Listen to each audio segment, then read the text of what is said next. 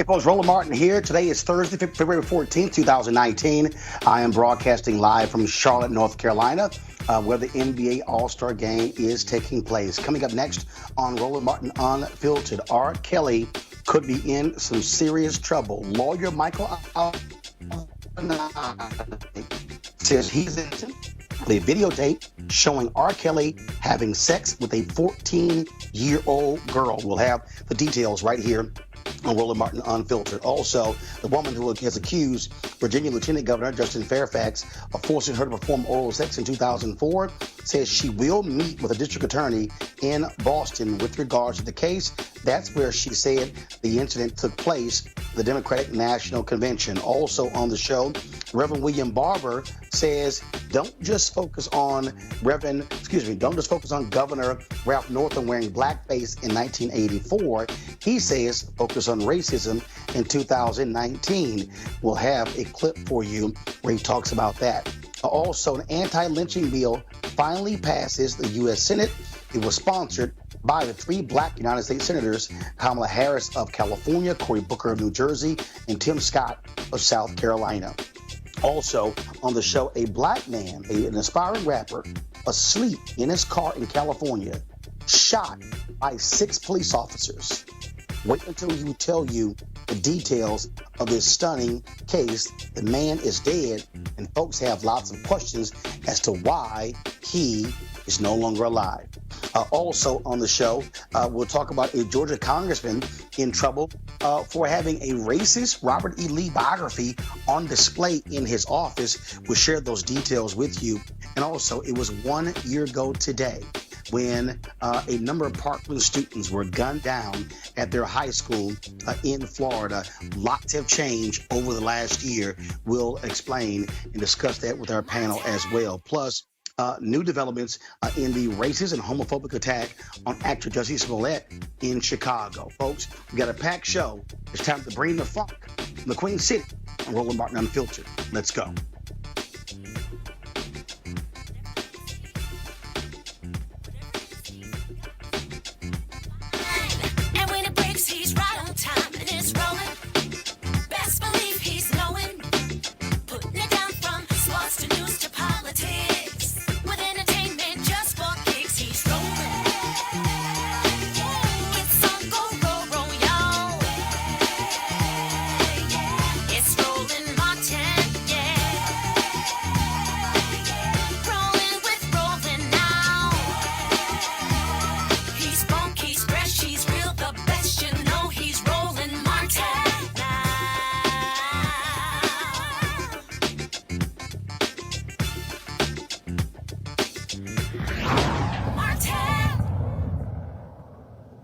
All right, folks, Roland Martin here, broadcasting live from Charlotte, North Carolina, here for the NBA All-Star Game. Happy Valentine's Day to all of you, folks.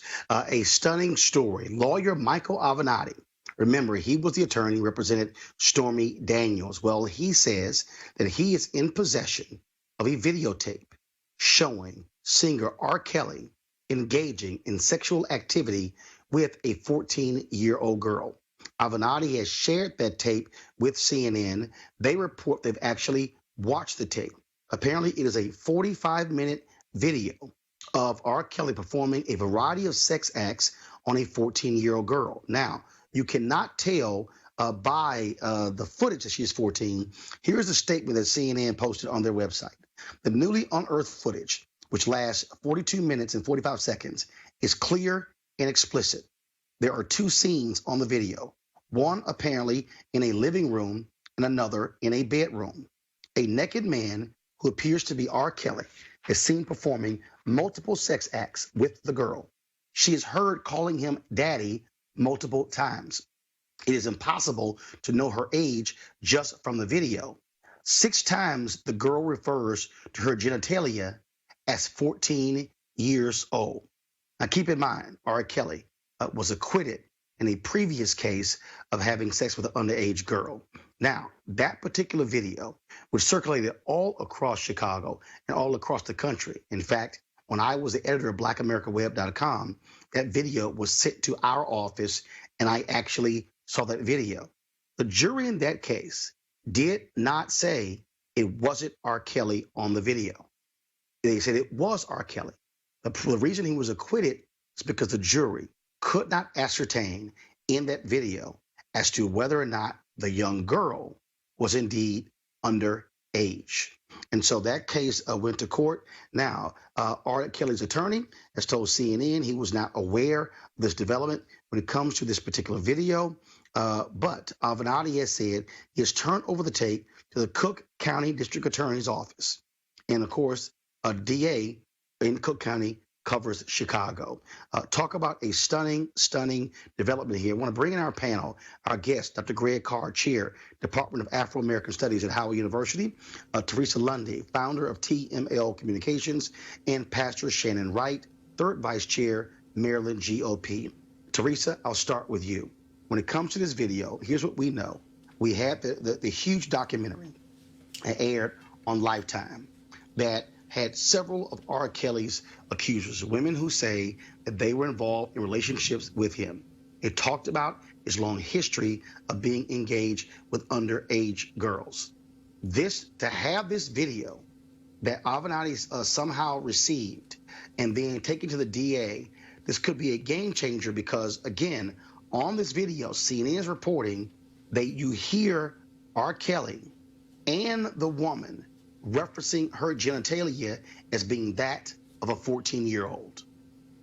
It's a disgusting disgrace to see this still going on year after year when everyone, even inside the African-American community, knows that R. Kelly is guilty as charged.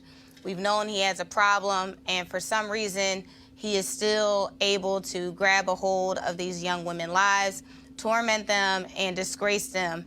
So I'm not surprised that this video is now coming out. It wasn't a shocker moment, nor was it a lot of shocker to those looking at the blogs and reading some of the social media posts. But I think more so now it's really closing in where R. Kelly needs to account for his acts, and justice needs to prevail. Lifetime did a very, very good piece indicating the stories of some of those mothers and family members of those women who are a part of that detail. Although I feel like they did leave something out, which is an account of some of those women that are still being led in that cult, as they describe. So I would have loved to see a little bit more, but from that Lifetime presentation, it looks like the Attorney General decided to take the next steps, and hopefully that next steps ends up with an indictment and a conviction for R. Kelly. Shannon, here's the deal, though. We do not know when this video was shot. So we don't know that. We don't know if it's an old video, if it's a new video. But the reality, though, is that doesn't matter, because if this video was shot in, let's say, the last 5 or so years, you still have a question of jurisdiction. Now, they still have to ascertain the age of the young woman on the video. We do know from the previous case, the young woman who was in that video, she had some family members who testified, like we interviewed Sparkle on this show. Some family members testified that she was indeed underage. Then you had Sparkle's brother who testified that that was not his niece on that video. And so it's a whole lot that still has to be done before R. Kelly, before the Cook County DA can take this to a grand jury and things along those lines. But this new development certainly should cause concern for R. Kelly and his freedom. Absolutely. I mean, you can't continue to press the envelope and do the things that you do and think that you're going to get away with it when you're in such a public arena. My husband and I raised 2 daughters, and I feel very much for those mothers, because it has to be awful and difficult to know who it is, what happened and where, and not be able to prove it to get justice for your children. And, you know, as a parent, you want to not only protect your own, but you want to keep this from happening to someone else's. So it seems to me as enough is enough. Somebody's got to put a stop to this somehow. Greg Carr, now what you also have here is a difference for R. Kelly economically. According to that Lifetime documentary, and based upon what I know, living in Chicago for 6 years from 2004 to 2010, that R. Kelly used his vast resources to pay off a significant number of settlements. You also had people who said when that trial came up, he sent families out of the country for a number of months to avoid them being interrogated by police. He's been stopped from many places from performing. You've had some places that refuse to grant him licenses to perform. You have his record label that's dropped him. You have streaming services also cutting back on his music. And so his financial lifeline has been impacted. And so that could also be a difference maker because he can't necessarily be able to tap the same financial resources this time that he did before. No, but I mean, Roland, as you know, we're not just talking about the United States. And now there have been a couple of countries, and at least one country, R. Kelly, has had concerts canceled. But the last I heard yesterday, his concerts in Germany may be moved to a larger venue because they've already sold out the venue he's supposed to appear in. Perhaps this becomes a Roman Polanski situation where he just simply leaves the country to evade prosecution. But one thing we know for sure, R. Kelly is not only an individual who is now facing a charge, and of course it'll be interesting to see whether Avenatti's client washes out, which of course is this man who says he's known R. Kelly and the girl for years and can kind of corroborate this evidence. But R. Kelly, the individual, is one thing. R. Kelly, symbolic of a much larger situation, is something altogether different. We're in a different time now in this country. The Me Too movement, the question of evidentiary burden speaks to a larger issue. Are we going to be a different type of society now? And R. Kelly, if he can leave this country and maybe evade prosecution, we might be faced with another question, which is how far is the reach of this movement to kind of open this society up to these types of situations? Well, first of all, you make a great point because we know that Roman Polanski, who skipped out on his rape trial in the 70s, and when the jury was deliberating, he has not returned to the United States since, even though many folks in Hollywood have continued to work for him. He won an Oscar for a movie he directed.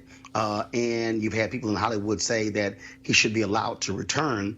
And so, yeah, that's an issue. So I wouldn't be surprised if Kim Foxx, who was the Cook County DA, tries to move very quickly to potentially even keep him, trying to get his passport to keep him from being able to travel overseas. And so we certainly be watching to see how this story develops in the near future. Now let's talk about Lieutenant Governor Justin Fairfax of Virginia. We told you yesterday that Suffolk County District Attorney there in Boston, Massachusetts, says and if Dr. Vanessa Tyson, the woman who was accused at Fairfax of forcing her to have oral sex, if she will file a complaint, that the DA will be willing to investigate the case. Tyson's camp now says she plans on meeting with the district attorney. Now, again, according to her office, she's reached out to the DA to schedule a time in order for the staff to hear from Dr. Tyson. Again, the DA says that if Tyson makes a criminal complaint, her office will start an investigation. Now, the Washington Post reports that Tyson's lawyers did not say whether or not Tyson will file a criminal complaint. This is what we received a statement from the office of Justin Fairfax. It was reported, quote, the lieutenant governor has stated repeatedly that he has never sexually assaulted anyone ever. He has called publicly for a fair and partial investigation. He has nothing to hide. In that event, the lieutenant governor will explore all options with regard to filing his own criminal complaint in response to the filing of a false criminal complaint against him. Tyson's lawyer, Deborah Katz, called that statement, quote, a clear effort to obstruct justice. Let's go back to our panel. Greg Carr, first, I don't know how they can say it's obstructing justice because if Tyson files a complaint, Fairfax has the legal right to file his own complaint. And so I understand their sentiment. That's not actually obstructing justice. But if Tyson does move forward, well, let's actually examine this from two different ways. First, if Tyson doesn't file a criminal complaint, but her lawyers have already said she wants to testify in an impeachment hearing, the question has to be asked, why would you testify or why would you go forward in an impeachment hearing but not go forward with a criminal complaint?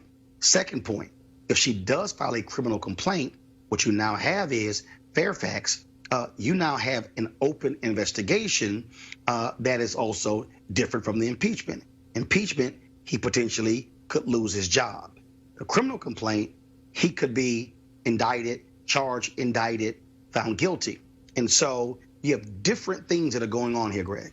Absolutely. I think probably the best thing for the lieutenant governor would be and is becoming the DA in Suffolk County.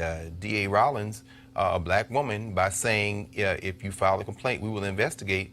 That is giving a measure of legitimacy, a measure of process, and something that, as you say, would be the natural course. Now, of course, Attorney Katz is doing what a zealous attorney would do. She's trying to win a battle in the court of public opinion. Justin Fairfax is fighting for his political life, but as you say, he might be fighting for his freedom. But if, as we know, if it is as he contends, that he did nothing wrong, or he did not commit this this act in the way it was been described by Dr. Tyson, the best thing for him is the district attorney in Suffolk County, and we'll see how this works out. Teresa, let's play this out. Let's say Tyson files his criminal complaint.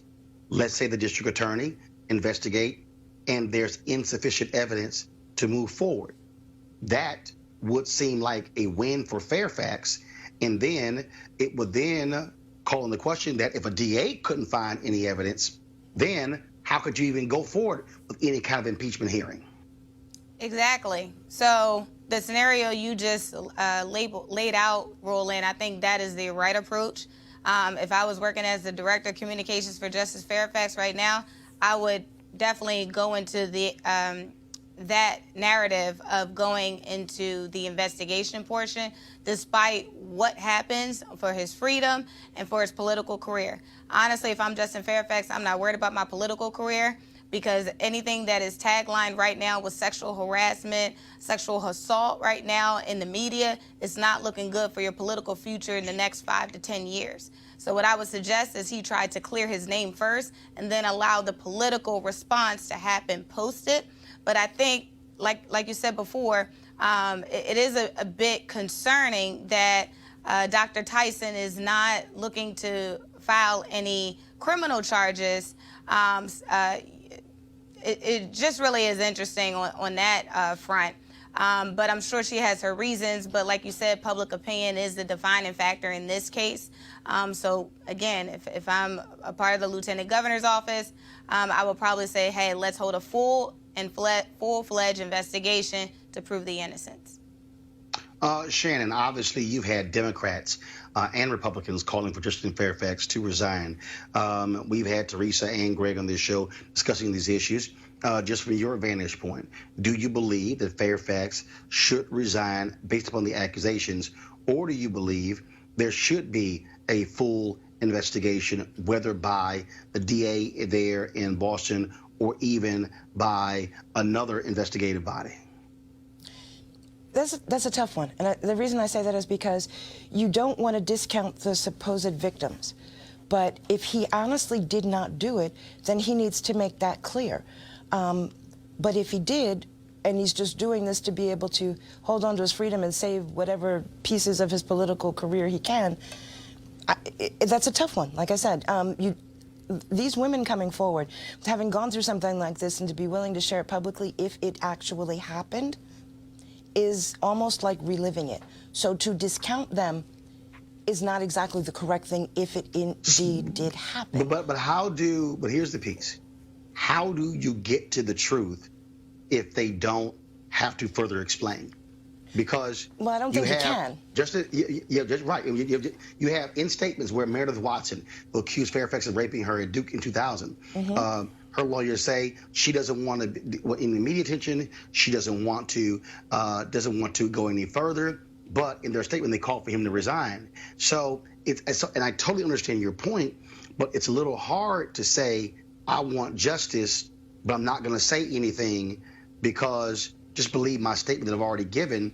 Whereas if you're Fairfax, should you not have a right to cross-examine your accusers? again, it's a difficult thing, because if these women did actually go through this, they are reliving it publicly. And that's a very difficult place. As someone that's done counseling for survivors reliving of it things, publicly, but reliving it publicly is also the result of when you come out publicly and make the accusation. True. That is true. I've seen cases where there was a family that I had to deal with. There was a man that had done some things or was accused of doing some things, and another woman didn't come forward until this man was about to be granted custody of a young girl. And she said, listen, I can't let that happen. I don't want to get out there in front of it like that, but I need you to understand this is what he did to me, and I don't want to see him do that to someone else. And there's a difference between coming forward because you want to protect someone else than if you just come forward because you want spotlight. So that's why I'm saying it's a difficult choice, because if this actually happened, that's happening again for them. Yeah, and race and gender are so commingled in here, and for those who are watching, I think that it's clear there's been no more nuanced and sophisticated conversation of this unfolding story than right here in Roland Martin Unfiltered. I would encourage people to go back over the last several days, and since this story broke, to listen to the fact, and it's exactly as Pastor Rice says, it's a torturous situation. And as I say, Justin Fairfax, Dr. Tyson, and the third accuser, the best thing for this entire situation is to get these criminal complaints filed, have an investigation, and move forward, because it's not just black men, it's black women. There's no Me Too movement that transcends race. And so these black women are being drugged, these black men are being drugged, and the black community really doesn't have a position other than let's try to get at an accurate assessment of what happened. And the stuff in the legislature, that's pure politics. It has nothing to do with the truth. It's all politics. All right, folks, speaking of politics, let's talk about the whole issue of Virginia blackface and racism. Reverend Dr. William J. Barber, of course, he's been quite vocal on this, and he appeared this morning on Morning Joe, where he said that the focus should not just be on Ralph Northam and the issue of racism in 1984. He is challenging the media and the public to contend with acts of racism and bigotry happening in 2019. Watch this, and then we'll discuss. Well, repenting in the Bible and in the story of Zacchaeus, when he wanted to have salvation come, Jesus said, okay, restore what you've done. So some people said earlier, resign, resign, resign. I stepped back and said, wait a minute. Because if you resign and resign to resign, you only get to somebody who participated in racist voter suppression. So if the issue is resigning because of racism, for instance, the entire Republican legislature in North Carolina has to resign because they were found guilty in the courts of surgical racism. So let's step back a second. The repentance could be Northam doing a major speech on what racism really is, and then immediately laying out policy. For instance, he could say the Union Hill African-American community where environmental racism is happening because of the Atlantic pipeline. I'm going to no longer support that pipeline. I'm going to go after voter suppression. Now, I'm going to fight for same-day registration, early voting in Virginia, and automatic registration. I'm going to look at the issue of public education and mass incarceration. Not just look at it, but now. But just having an apology is not enough. And just only talking about, and I challenge the media, if we only talk about racism when somebody talks about the size of someone's calves or a picture 30 years ago, we are not dealing with disparate impact and real racism that's happening. We need to look at what's happening in the appointment of these federal judges on the courts. We need to look at disparate treatment in health care, the disparate treatment in living wages. 62 million Americans make less than a living wage. 54% of them are African American. We need to look at all of this voter suppression happening across the country. So we need to have a real serious depth focus on racism and how that ties to systemic poverty, ecological devastation as well, the war economy, militarism, and the false moral narrative of religious nationalism. So let's unpack this first with our panel. And Greg, I want to go to you first. The real issue, though, is that what Rev Barber just said. It also has to take place by those in media. You now have Morning Joe, Joe Scarborough and Mika Brzezinski now calling out Trump. for his attacks on brown people. But they also had him on their show in 2015, yes, in 2016. yes. You know, they talked about advising him when he first got in on certain folks to bring on and appoint. Now, all of a sudden, when he shows his true colors, which we all knew beforehand, now it's, oh my God, who is this guy? Same thing. You look at CNN, the number of town halls and forums they showed of Trump. Now it's, oh my God, he's now attacking the media. Obviously, Fox News completely in bed with Donald Trump. I dare contend that the fundamental problem that you have with the inability to confront the issue of race in our public policy today is because unless it's a burning flag, unless it's a swastika, unless it is this overt symbol of racism, mainstream media will not drive this conversation. No, of course not. In fact, it's interesting. Joe Scarborough makes me laugh out loud when I accidentally scan past him in the mornings getting ready to leave with his condemnations now to say, well, we have to call out a lie. And I'm laughing because, of course, for years, as you were talking about Trump lying, in the same broadcast studio floor as him, they were talking about their friend, Donald Trump, he and Mika. And let's be very clear.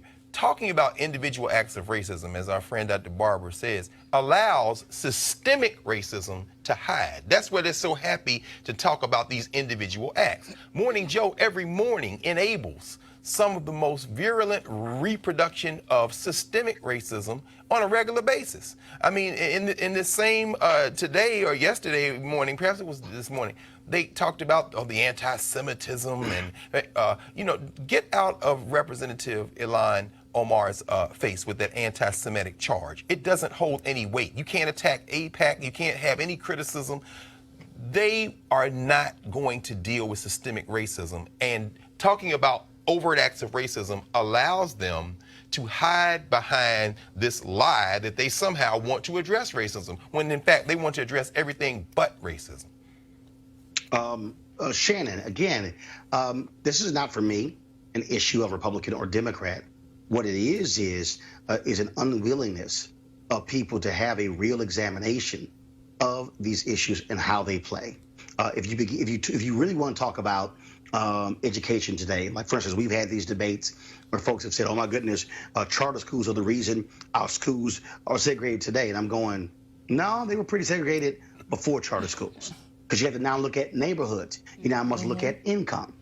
When you begin to talk about other issues, environmental racism, you have to deal with many of these environmental catastrophes deliberately being placed where poor people live, where black people live, and brown people live.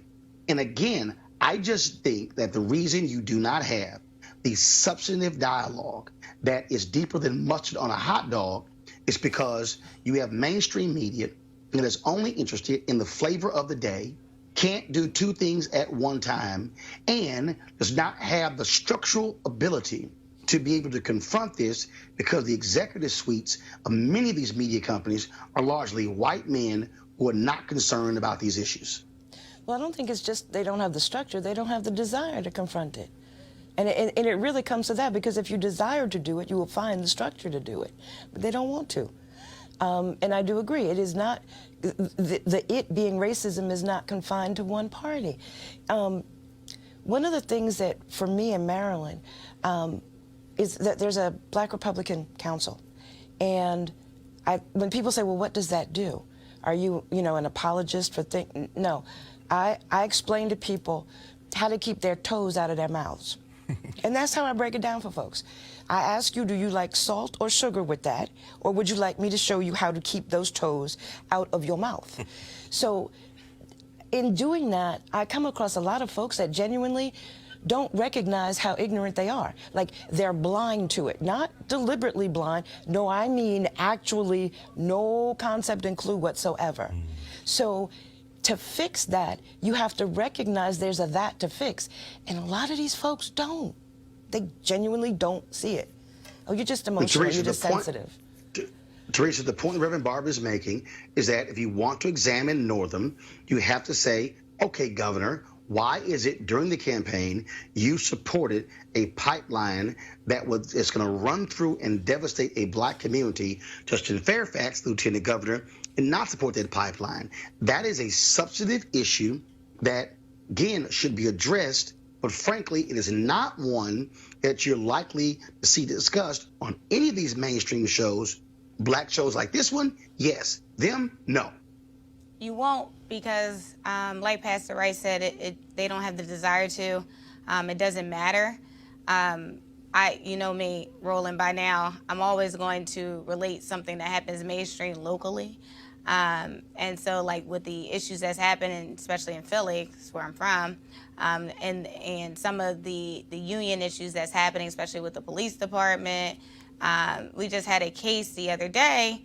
18-year-old young woman was grabbed by her hair, literally all caught on video, grabbed her by her hair and slammed to the ground. Police officers calling every other name in the book, Black B, you know, stupid HOE. Well, I guess I could say that. So, you know, I see these things, and, you know, gratefully our DA did not press charges.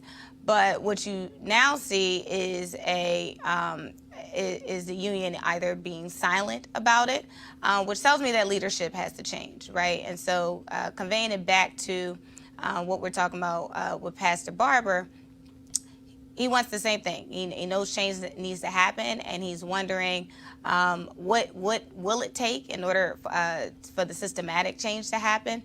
But I also think it needs to be, instead of, you know, us just putting diversity in the rooms, there has to be a whole cleaning of the behind the scenes of senior leadership who's been there for 30 and 40 years with the same mindset. Absolutely. All right, let's just go to a move that took place today in the United States Senate, where it took until 2019 for the United States Senate to formally pass a bill outlawing lynching.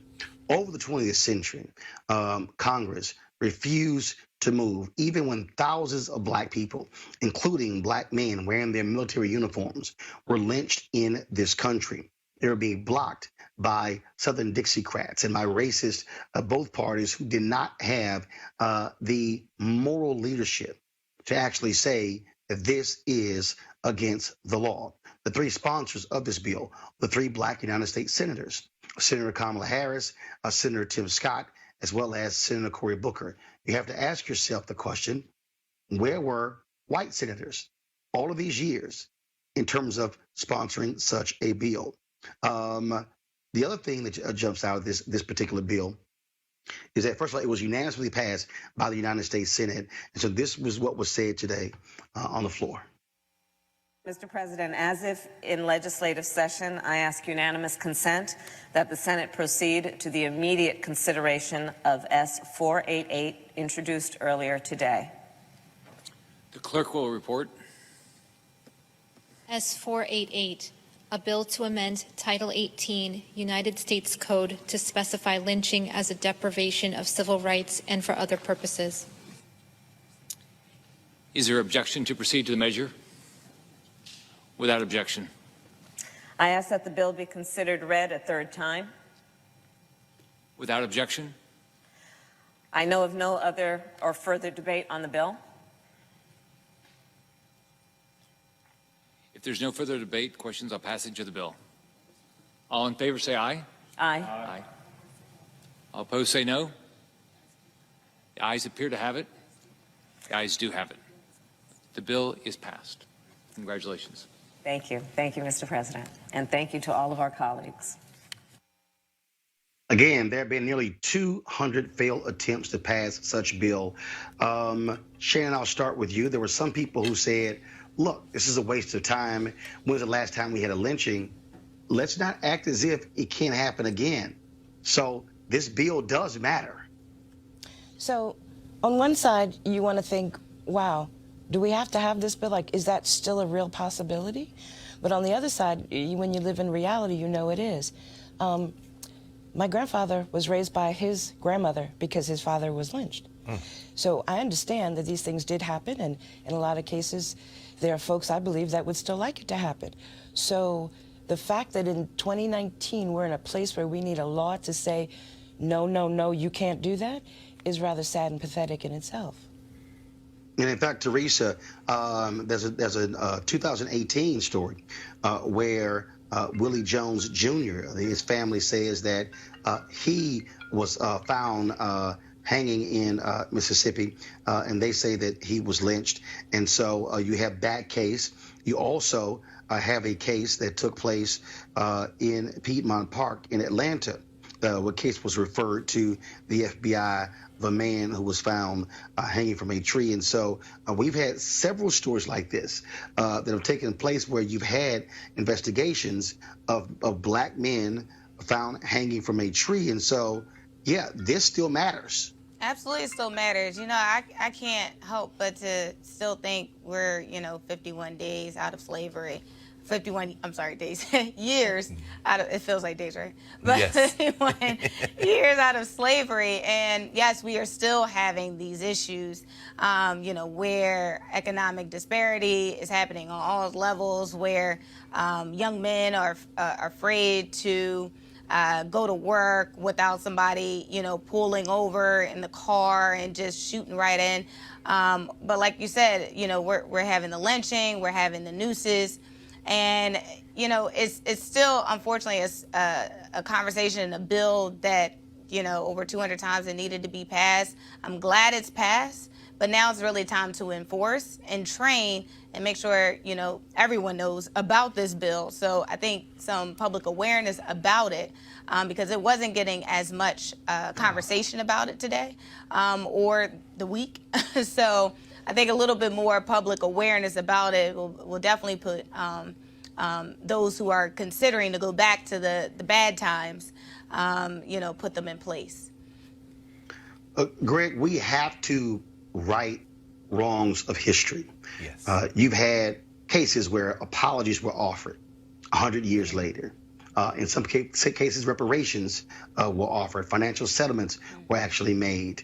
And so to act as if this is not important, to me, is wrong, but it also shows you the importance of representation, because 3 black United States senators, which is the highest number we've had in the United States Senate since Reconstruction at any given time, that matters. It does. Roland, it's bittersweet, though. 1918, Leonidas Dyer introduced an anti-lynching bill, the Dyer anti-lynching bill. He was a congressman, white congressman from St. Louis, from Missouri. That bill passed the House of Representatives in 1922, but as you said, it was stymied on the Senate side by these Southern recalcitrant Democrats. It kept getting introduced, it kept getting blocked, and then in 1934, the Costigan-Wagner bill was introduced. It too failed, and as you said, these Southern Democrats, these Dixiecrats eventually, who are now in the Republican Party, their descendants, blocked that bill. And something struck me in terms of even how the bill, as you showed the clip there, Senator Harris kind of, smiling, and I'm sure there was some relief, there was some celebration, but this is a very somber moment. I think about Ida B. Wells Barnett. Ida B. Wells Barnett was the champion of anti-lynching legislation from the 19th century. I think about Timothy Thomas Fortune and Walter White and W.E.B. Du Bois and all the anti-lynching advocates who I don't know that they would be smiling today in celebration, because quite frankly, now it's got to go past the House. And I wonder if some of these right-wing, ultra-right nationalists like Jim Jordan from Ohio or the leader of the Freedom Caucus, Mark Meadows, are going to vote to pass it. I wonder, will it be unanimous on a day that we're just now hearing that they are going to back President Trump, who this man is getting ready to perhaps call a national emergency. I don't know that, it'll pass, but it'll be very interesting to see who votes against it, if anyone does, on the House side. All right, then. Okay, folks, let's go to our next story, which I find to be quite interesting. So, do you guys have the Trump Lives Matter stinger ready? Y'all got it ready? Trump Lives.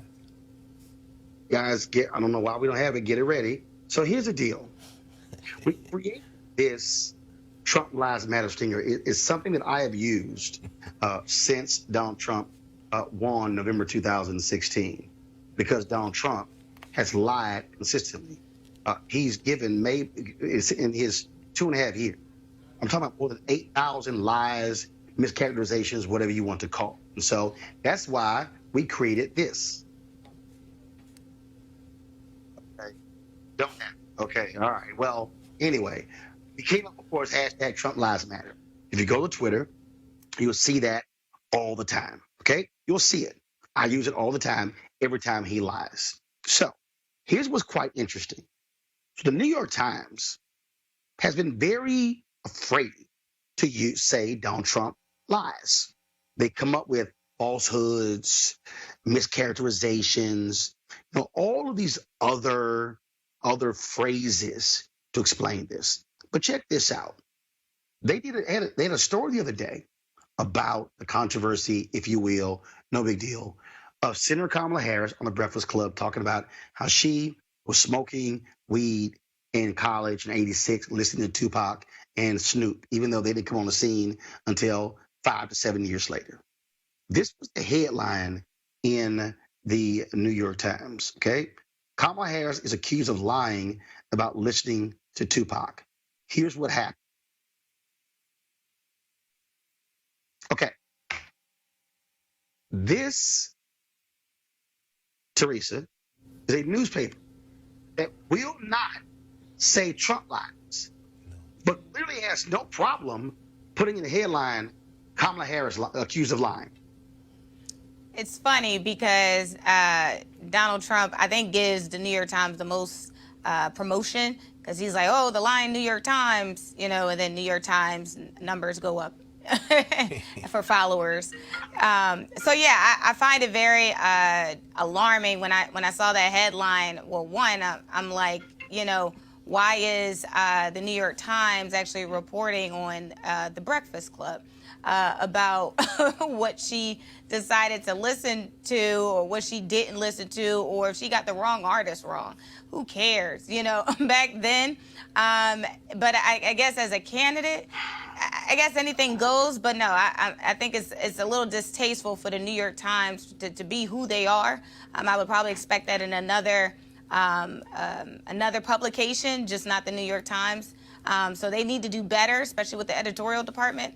But it's just not right. But it is something to take notice as this campaign season begins to unravel. I mean, I don't understand, Shannon, how again, you're afraid to use it with Donald Trump. Like somehow, oh my goodness, we can't call the president of the United States lying, but we'll use it in reference to a United States senator. So, a couple things. One, there should be, and don't jump down my throat, but there should be enough respect for the office of the president that you wouldn't call the president a liar. However... But how about him not lying? However, it seems that in politics that is a part of the job description. I understand what they're saying about the discrepancies with regards to Senator Harris. Show me a politician that hasn't misquoted, quote unquote. For them to be able to say it about one and not the other, I see how that is a little bit off. It's a difficult line because there's certain things that you should do to respect the office of the president, but there are a lot of folks that say, this man is not one that fits anything that looks like a president, so it's hard to live by that. And I get it. Not sure where you go with that, but it seems like if you're not going to call this one, then you shouldn't call that one either. Greg, this really is not that hard. And again, sure, no one wants to say, oh, the president's lying, but if you're lying, I'm gonna say you're lying. Well, you've been saying it all along. It's interesting to me, Roland. Like I said, years ago, when Trump began his really public run for president, a man who was a pathological liar, you began calling his lies out from day one, and then slowly. Day one? From slowly. I mean, maybe it was Lawrence O'Donnell at first, but I mean, slowly a few people put their toes in this kind of white stream commercial media, and now, of course, it's all the cachet in the world. Chris Cuomo is making a living of inviting people who should never be on the airways, like Kellyanne Conway and the Mooch, on to make these fake debates, and he wants to call them out as liars. It's cute, but it's, in the case of the Gray Lady, to use the New York Times old nickname, an institution likes to see itself as the gold standard of print journalism. They're trying to scrap for relevance. So they're trying to get clicks. It's clickbait. So they're going to use that to characterize Kamala Harris. And in fact, while the United States is involved in an ongoing coup d'etat in Venezuela, They're worried about the Breakfast Club and whether Kamala Harris talked about smoking weed and got the year right. This is even bigger than whether they'll call her a liar and not call Trump a liar. It's about the decline of American journalism and the fact that we're now looking at a journalism profile where sometimes it's hard to distinguish between the tabloids and the papers that claim to be upholding standards of journalism. And it's really just revealing the fact that they are not, in fact, the standard.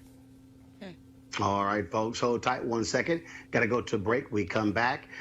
We got a number of other stories for you, including a rapper shot and killed by 6 cops while sleeping in his car. This story makes no sense. Back on Roland Martin Unfiltered just a moment.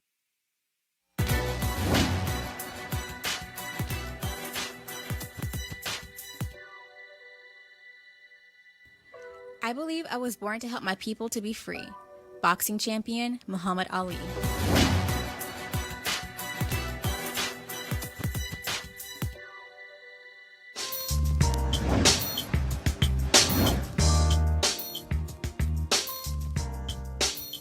All right, folks, hashtag HBCU Giving Day. Our school for the day is American Baptist College. Of course, founded in 1924 in Greg Carr's hometown of Nashville, Tennessee. Notable graduates include Congressman John Lewis, Bernard Lafayette, Minister C.T. Vivian, James Bevel, Leroy Gilbert, and Clevant Derricks. If you want to support American Baptist College, please go to ABC-Nash, abcnash.edu. And so we certainly want you to do that. All right, folks, let's talk about HBCUs and Ford calling all HBCU alumni, students, as well as leaders. Ford is looking to improve mobility in HBCU communities, and they are offering up a $25,000 mobility challenge grant. Now, here's the winning program will receive a grant of up to $25,000 to implement their proposal. The deadline to apply, folks, is March 31st, 2019. We want you to go to FGB.Life, FGB.Life for more information and to apply. Don't forget, the deadline is March 31st, 2019, and Ford goes further in our community, and we certainly thank Ford Cares for being a partner here at Roland Martin Unfiltered and for them supporting HBCUs. This week on Capitol Hill, we saw the House Democrats finally, after 2 decades, pass gun legislation. This, of course, is the same week where we had to commemorate the 1-year anniversary of Parkland, where, of course, 14 students and 3 staff members were shot and killed a year ago on this particular day. It was also quite emotional to see Lucy McBath, Congresswoman Lucy McBath, react after it passed out of the House Judiciary Committee.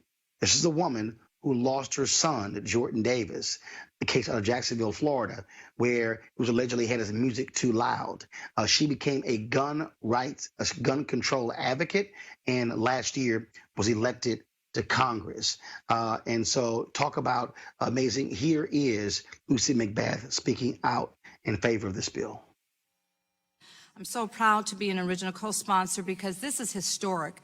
I have been working on this legislation for the last 6 years as a survivor of gun violence myself, and I refuse to let anyone in this room challenge this bill as legislation that is not germane to saving as many lives as we possibly can. The overwhelming bipartisan support for universal background checks symbolizes the power of advocacy and the incredible power of the survivors like myself and many of them that are sitting in this room, family members and students who have shared their stories as they advocate over and over again for common sense gun safety solutions and demand that we act to address the extremist culture. And today we are finally taking action. The 2 bills that sit before us today will ensure mothers and fathers have one less reason to worry about when they send their children off to school. They'll give students one less thing to fear when they walk into their schools. And most importantly, it will make our communities and our nation a safer place. I talk to victims. I've been working with victims for the last 6 years, and I refuse to talk to one more parent that is scared every single day when they send their children off to school. I refuse to let my colleagues stand here and devalue the importance that this bill has.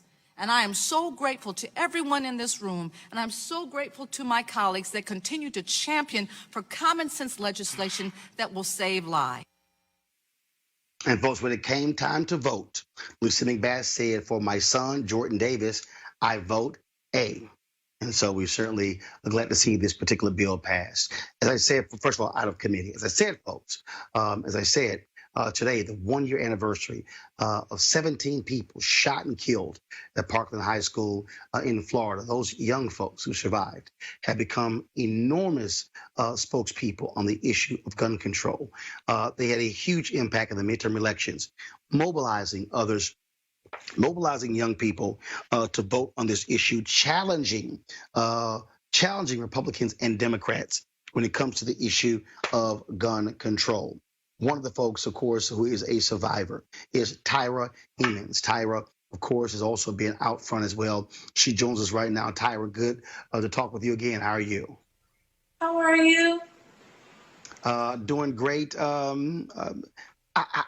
is today an emotional day for you, knowing it's the first anniversary of tragedy hitting your campus a year ago?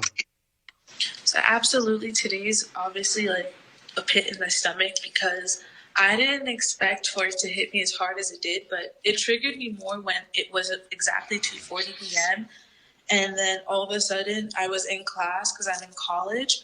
And I had to be excused because I literally was just like feeling the heat, and like it was just a very emotional day because knowing that I went to school last year as a high schooler, like normal day, Valentine's Day, and then to leave that day knowing that I'm going to have to be an advocate, a proud like person, because the next day I was protesting because I knew that I cannot let this be forgotten. Because when I saw in the news that they had found who the killer was, I was just like, wow. He's going to get more notoriety if I don't say something. And that's how I looked at this situation. And today, it was just a whole bunch of, like, cries, seeing all the social media mourns and, like, thoughts and prayers. And, like, today I went to go see my friend's father, like, Joaquin's dad. He put a mural in New York for the 17 people today. And it was just, I saw my teacher. It was very nice. Like, it helped bring like light back to this day, but it was just a very emotional day. I don't know if words can really describe a feeling, but that's how I'm going to describe it. Like, today was just emotional. One of the things that that obviously jumps out, I mean, this is a day that people celebrate love, and having to remember folks who lost their life on this day.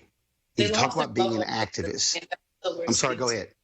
They lost their loved ones this day. Like, today is the day that you wake up and then you know it's going to be Valentine's Day with your family. It's like a bunch of love, hearts. It's love. Like, it hurts more because it's like a mental image. It's like every time I see all this love, I know that the people that I should be saying Happy Valentine's to, they're not here. And it's like they died on a day that I'm supposed to be cherishing, loving someone, being here, being in my presence, but they're not in my presence. And that's what really hurts, because it's like such a very bad tragedy happened on a day of love. And that's the worst thing that could ever happen. Like, not worst thing, because there's like, that was the worst thing. Like, what am I saying? That, like, I don't even know. Like, today is a very, like, I don't know how to describe it. I'm going through it.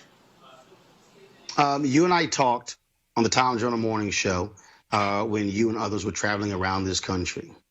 And so many people have been touched by Parkland students, not just for how y'all have handled this mass shooting, but also the level of activism, how you have challenged politicians, how you have been unwilling to back down, and how you have also mobilized other young people to understand the power of the vote.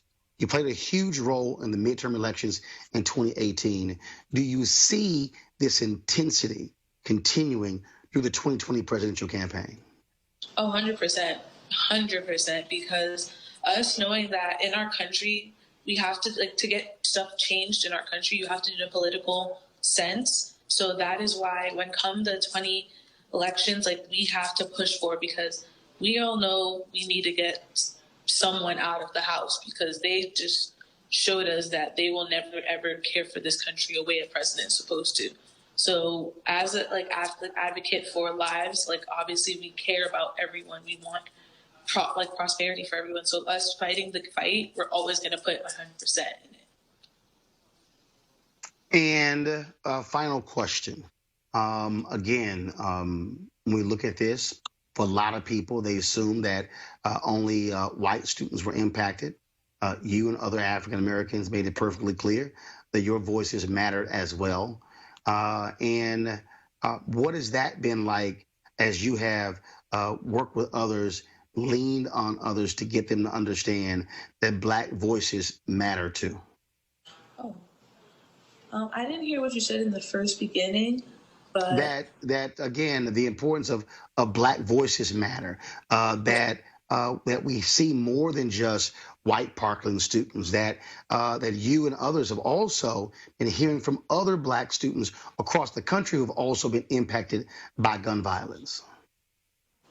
So what I say to that is that's why I initially moved, because I want to help bring the voices here, because when Parkland did happen, I'm going to be the first to tell you, it's because a bunch of white kids got shot, but they were my friends too. But how it happened, it made people tune in, because this happens in every rural urban area. And people just look at that as, oh, it's a 5 o'clock news segment, on to the next. But it's like, these kids have voices that are like as powerful as ours, because we all suffer the same trauma. And if we have to, I'm telling you, I want to be able to push forward the voice, because we're all we all know what's happening in our community. It's just, they're being incarcerated, you're being brutally killed, you're being it's just not fair, and people are not given the right outlet or the right voice to speak about it, and it's just, we have to bring those forward. All right. Well, TYRA, we appreciate you joining us on this day. I told you that we will stay connected, and I will use my platforms to ensure that you always had a voice. Glad to see that you are still out there using your voice. Good luck in your first year in college. Anytime you want to talk, give us a ring. Thank you so much, and have a wonderful day. You do the same. I just want to go to my panel here real quickly before I go to my next story. And Teresa, look, there's no 17 or 18-year-old person out there who wants to be initiated into this fraternity or sorority. It reminds me of when we talk about mothers of the movement. We talk about the civil rights movement, Betty Shabazz, Coretta Scott King, and Myrlie Evers, women who lost their husbands to assassination. When you look at the mothers of the movement, whether you're talking about Eric Garner's mother, whether you talk about Sabrina Fulton, whether you talk about Lucy McBath, these Black women who have lost their children to police violence or gun violence. Now you have these young people who should be full of life, enjoying their freshman year in college or their senior years. But on this day, they're dealing with the issue of 17 folks being gunned down right in front of them at their high school last year. Agreed. The pressure is at an all-time high, especially, with the day commemorating what it is, but also them being pressured into joining any type of sorority or fraternity, that has to relive this. They should be doing, again, it's only been a year, but they should be still taking the time to heal, taking the time to reflect, and trying to, bring the livelihood of life back to what they used to love before this situation happened. Now, I'm not saying we should forget about the past, but we have to focus on the future, but also not put the pressure on the young minds who, is taking it in daily, also taking in national news of what's going on without, it's like, for me, I feel like they're making civil rights activists, at an early age versus them preparing these students for next steps. So I think there should be a better approach, and it should be some more leadership that can help them guide the way. Shannon, look, they're targeting a number of folks in your party, and I would dare say I fully understand a lot of Republicans and some Democrats being ardent supporters of the Second Amendment, but these students are not going away, and they are mobilizing and energizing young voters. And if you are 16 years old today, you're going to be voting for president in 2 years. That could pose a hell of a voting block for a bunch of 18, 19, 20-year-old folks who are very concerned about gun control and mass shootings in schools. So I think there's a couple of issues. One is, I don't think it should be a problem to understand fully who it is that's trying to purchase a gun. I get it. But I also think that we need to seriously look at what we do in this country in terms of healthcare, and specifically mental health care. There's obviously a trend here that is not a good trend, and there are reasons behind it. And until we address those issues, you can regulate as much as you want, which, I do think that it's a very good idea to know who it is that is trying to purchase a gun. I get that. But we also need to address the other side of it, which is mental health care in this country. Greg, look, we absolutely must deal with mental health care, but we also have to contend with this reality that in this country, we have somehow assumed the position that everybody should be able to have a gun.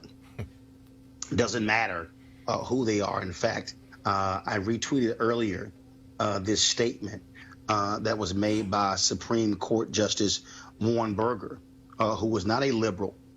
And he said this: the gun lobby's interpretation of the Second Amendment is one of the greatest pieces of fraud.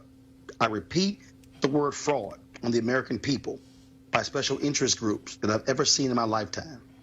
And the real purpose of the Second Amendment was to ensure that state armies, the militia, will be maintained for the defense of the state. The very language of the Second Amendment refutes any argument that it was intended to guarantee every citizen an unfettered right to any kind of weapon he or she desires. That's absolutely right, Roland. I mean, any legal scholar will tell you this is a complete misinterpretation of the Second Amendment. It is indefensible intellectually. And for all of our friends out there who say that voting doesn't matter, I think we can all agree. When you see Lucy McBath cast that vote in the name of her son, Jordan Davis, when you see Rashida Tlaib out of Michigan, or Ilhan Omar out of Minnesota, or when you see Ocasio-Cortez out of the Bronx, you know, voting matters because now there's somebody at the table that can break the back of this lie. Voting is not the only solution, but it is a weapon that we should not keep in the drawer. Lucy McBath, that was so powerful today, brother. And because now somebody gets in there to change these things. And the other thing I want to mention is with young TYRA HEMANS, who this day, last year, got accepted into the school that she's at now, Pace University. On the day she got her acceptance letter, her school got shot up.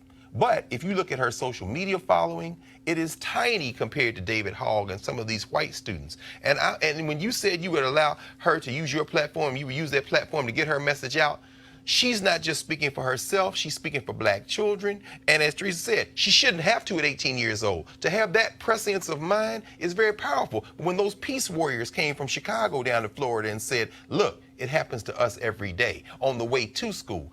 This is an opportunity. And when you have young people who should never, as she said, have to be elevated to that, it is our responsibility to provide them platform, because let's be clear, as she is clear, it was only when whiteness got touched that this became a conversation at all. Very true. All right, final story here, folks, and that is the folks at Prada have brought on Ava DuVernay to co-chair their new Diversity and Inclusion Council. Now, remember, they released these blackface keychains back in December. It got them into hot trouble. You see a photo of them right there. Now, Gucci, of course, is going through their own issue. You had folks like Spike Lee and others calling for a boycott of Gucci. 50 Cent burned a Gucci shirt and said he would no longer be repping the brand because of a blackface sweater. What is interesting here is that Prada says it is partnering with universities and other educational institutions to create internships and apprenticeships for people of color in the fashion industry. Real quick here, Teresa, I always have issues when folks start talking internships and apprenticeships.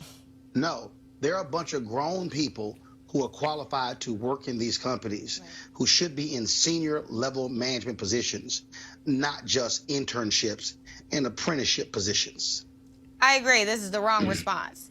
So for me, that statement that Prada just released is for me saying, come work with us for free. I will show you, and you can blog about it, and you can social media and Snapchat, and basically show that we didn't mean it. We really are open to diversity and inclusion. But really, if anybody's coming to the apprenticeship and the internship, they all know they're still at level 1 out of a huge building, right? We want to get to the 12th floor. And in order to get to the 12th floor, we need those opportunities to be open. We need senior level management to say, there is a job opportunity that's open and that's widespread, that's posted on LinkedIn at the very least, so people could be a part of the overall vision. So then when it is time for some of those advertising and marketing materials to be released to the public, when it is time for them to showcase the next product that they want to sell to the public, it won't be an issue. It won't be a black face attached, but it'll be something appropriate and something that won't dominate headlines and also offend at the African American community. Of course, Shannon, I always get a kick out of this because folks want to run higher. We'll bring folks who are we'll bring in interns and apprenticeships that yet none of them will ever be in the room when these decisions are made. So that ain't the answer to Prada's problem. So no, if you're talking about diversity and inclusion, which again, teaching people how to keep their feet out of their mouths, that's not going to happen by an intern or an apprentice. It's not. And a lot of times, it's not going to happen by somebody that you might have that slipped under the radar in middle management, because they're going to want to keep their job in their 401k, so they're probably not going to tell you what they need to tell you, which, in all honesty, if we were really on a fair level playing field, nobody would have to tell you because you would know, period. Why should we have to have laws or teach people things that I'm pretty sure in a lot of cases they learned in preschool that seem to have conveniently forgotten? Children are better. Well, again, Greg, whether it is media, whether it is fashion houses, it is still consistent that you do not see African Americans in those high-level positions where someone could say, that's a dumb idea. You might not want to do that.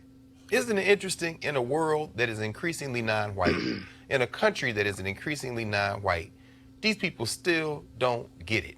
Now, here's a couple of things. Number one, no respectable group of people should ever allow celebrities to be the people they look to for leadership and information.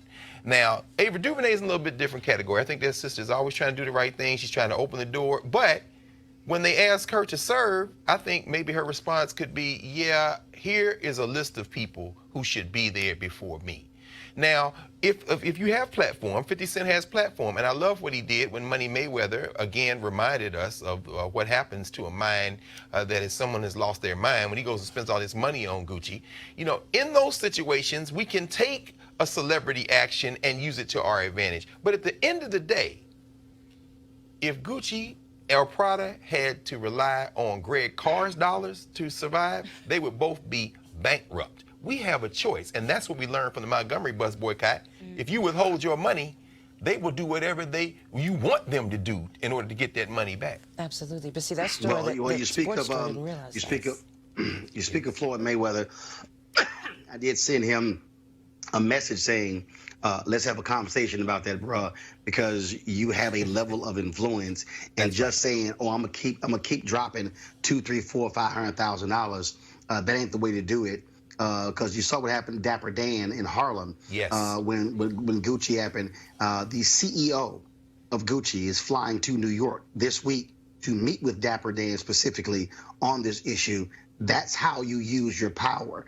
And so Floyd Mayweather, you might be 50-0 in the ring, you might have power there, but you sure as hell don't know how to fight outside of the ring when it comes to issues like this.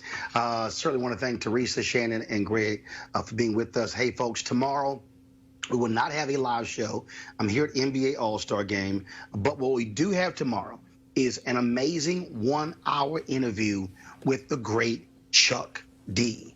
You do not want to miss the interview with the founder of Public Enemy. It is a fascinating conversation I had with him, and it is one that you do not want to miss, that you want to share far and wide. Also, folks, I posted this on social media today, and that is, in the last year, this month is really the first anniversary of Roland Martin Unfiltered digital platform. When TV One canceled the show in December of 2017, I immediately made the decision that we were going to launch this initiative. I purposely did not pursue a job at another media company, at another television network, because I knew we needed something that was our own, that was independent, and that was free. Over the past year, we have done a number of things. Guys, do me a favor and kill the music. Over the past year, we have done a number of things. We broadcast live from Operation Hope Global Forum. We did 3.5 days of coverage from Memphis, from MLK 50. We broadcast live from the NAACP convention. We brought you one-on-one interviews with Reverend Dr. James Lawson, as I said, Chuck D. Monday, we're going to have Congresswoman Maxine Waters, Lisa Ray, Erica Ash, Erica Alexander, Clarence Jones, Reverend C.T. Vivian, Zernona Clayton, Juanita Abernathy, Bernice King, MLK III, Bill Lucy, the great labor leader, and it goes on and on and on. Ambassador Andrew Young, Reverend Jesse Jackson Sr., all of these things that we have done. We brought you live streaming of events, whether it was the AME protest rally outside of the White House, whether it was the other leadership conference on civil rights. And I'm saying all of that is because this is about covering things that other people totally ignore.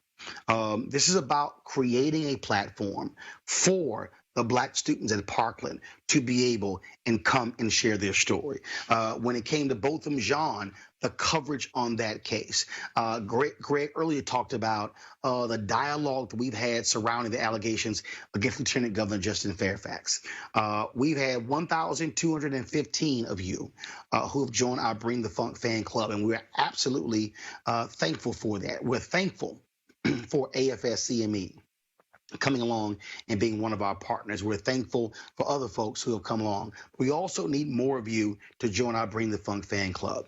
The things that we have planned in 2019 are immense. There are other conferences that we plan on covering. And look, for instance, in a couple of weeks, I've gotten an email. The folks in Selma want me to come there for the commemoration of Bloody Sunday, and to cover that. We want to be able to travel to things like that, to be able to live stream those things for you and to cover those things for you. The 2020 presidential election is coming up. We now know the first debate will be taking place in June of this year. We want to be there to be able to tell the story, to cover these candidates. So what we need, those of you who are watching us right now on Periscope, on Facebook, on YouTube, we need you to join our Bring the Funk fan club.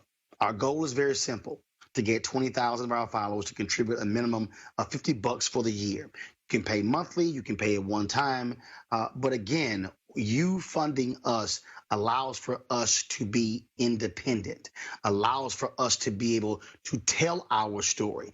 But I keep saying we must fund our freedom. What you're watching, folks, isn't free. All of this has to be paid for, okay? The lights, the camera, the microphones, the studio, all of it must be paid for. And so we can't expect other people to cover us when they haven't done it thus far. And so I want you to go to our Bring the Funk fan club. I would love for us to get to 5,000 patrons by the end of March. That means adding 3,800 people between now and the end of March. I want us to do that. And so again, if you go to RolandMartinUnfiltered.com, you can choose between Cash App, PayPal, and Square to join our Bring the Funk fan club. As long as I have a voice, I'm still trying to get it back. After being sick for the past couple of weeks, I'm going to use that voice. I don't want to have to go and go somewhere else where they're not going to tell our story, because we need to have our own show. And building this show into a network, we're able to hire other voices and create other shows, because that's what we need as we're moving forward in the 21st century. Go to RolandMartinUnfiltered.com and join our Bring the Funk fan club today. Every dollar you give goes to make this show possible. So I want you to do that. So again, don't forget, tomorrow, Chuck D, one-on-one, right here on Roland Martin Unfiltered. On Monday, we're going to have Congresswoman Maxine Waters, one-on-one, right here. This weekend, we'll also be streaming for you the 2-hour talk I gave at William and Mary College in Virginia. Trust me, I didn't hold back there as well. And so all of that for you. Please support RolandMartinUnfiltered.com. Share it with your friends and your family, your frat brothers, your sorority sisters. Let's make this thing possible. All right, folks, from Charlotte, y'all have a great time. I'm going to go dinner with my wife, Jackie, for Valentine's Day, but also her birthday. Y'all have a great holiday.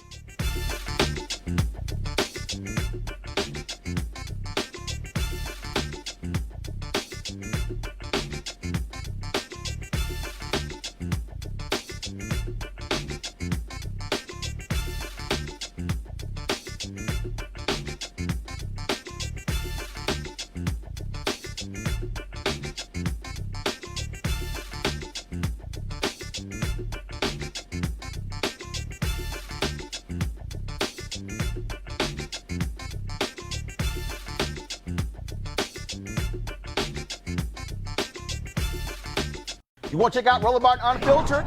YouTube.com/Roland S. Martin. And subscribe to our YouTube channel. There's only one daily digital show out here that keeps it black and keep it real. It's Roland Martin Unfiltered. See that name right there? Roland Martin Unfiltered. Like, share, and subscribe to our YouTube channel. That's YouTube.com/Roland S. Martin. And don't forget to turn on your notifications so when we go live, you'll know it. Once again, back is the incredible. To stay woke, you got to kind of work. You got to work to be woke. When somebody knows about you more than you know yourself, that's volunteer slavery. If we don't connect to the diaspora, then we'll be slaves in the United States of America, because we have to be able to understand what's coming at us. Getting you ready to recognize what you can't see. It's a get down mental foxhole you getting into, and it learns you. Find out how we got backlash. You always got to keep it like this. This is not a millennial accident. They made the gadgets God. Me as a culturalist and a historian and a musicologist says all this counts. But this is a time where you have to stock as many people up as possible to challenge the information. I think you got to understand who's on the school board, who voted for the judge that's going to lock your ass up. After the vote, now the game is on. Voting is about like washing your tail in the morning. You ain't got to do it, but don't go around saying something stink. Hey fam, want to check out Roland Martin Unfiltered? The blackest show on all of digital, cable, and broadcast. Check out our audio podcast. There's only one daily digital show out here that keeps it black and keep it real. It's Roland Martin Unfiltered. Press play. You want to support Roland Martin Unfiltered? Be sure to join our Bring the Funk fan club. Every dollar that you give to us supports our daily digital show. There's only one daily digital show out here that keeps it black and keep it real. It's Roland Martin Unfiltered. Support the Roland Martin Unfiltered daily digital show by going to RolandMartinUnfiltered.com. Our goal is to get 20,000 of our fans contributing $50 each for the whole year. You can make this possible. RolandMartinUnfiltered.com.